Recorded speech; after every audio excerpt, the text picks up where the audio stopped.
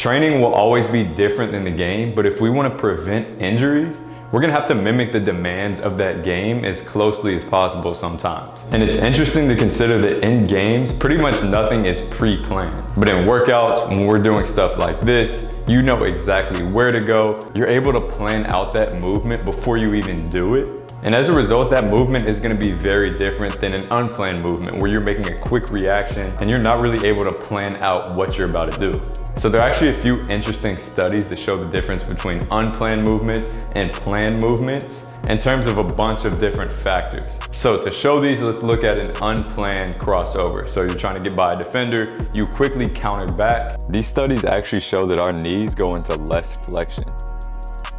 Our foot placement is gonna be different. There's actually gonna be higher forces in this unplanned movement. And this is primarily because we're using a reflex. So we don't have time to create that perfect model, that perfect movement pattern as we get into that crossover or whatever it is. So if we train for 15, 20, 25 hours a week with just planned movements, predetermined movements, we're not exposing our bodies to those same demands that we see in a game if we're using these reflexes, if all the movements are unplanned. Now, of course, we can still use these unplanned movements in training. Everyone's going to. Training is inherently different from the game, so this is okay. But if we truly want to prepare ourselves for the game, if we truly want to build robust athletes who don't get injured as often in a game, we should probably be making more reactions in our training. And if we're not exposing our body to these demands, we get in a game, we're not used to it, and when we're not used to it, injuries can happen. So I truly believe incorporating more reaction into our training can actually help us prevent injuries. That's getting our body ready for these higher forces, our different foot placement, these awkward movements that don't really happen when we're doing it planned.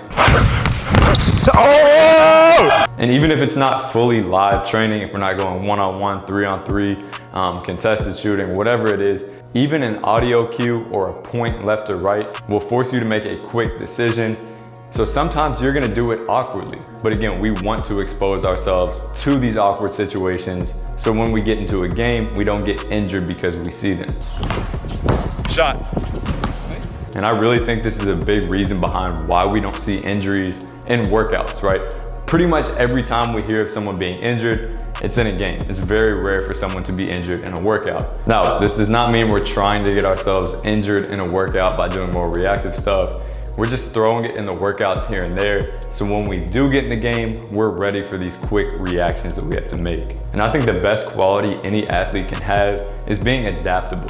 So we're training our body to adapt, to be comfortable in these awkward situations. And most importantly, to not get injured in these awkward situations. But when you look at most training, it's very pre-planned, which is maybe why injuries happen so often in basketball. That's just a thought, but I'll leave you with that. Make sure you're implementing some reactions, some reflexes in your training. It's only gonna help you prepare skill-wise and injury-wise for when you get in that game.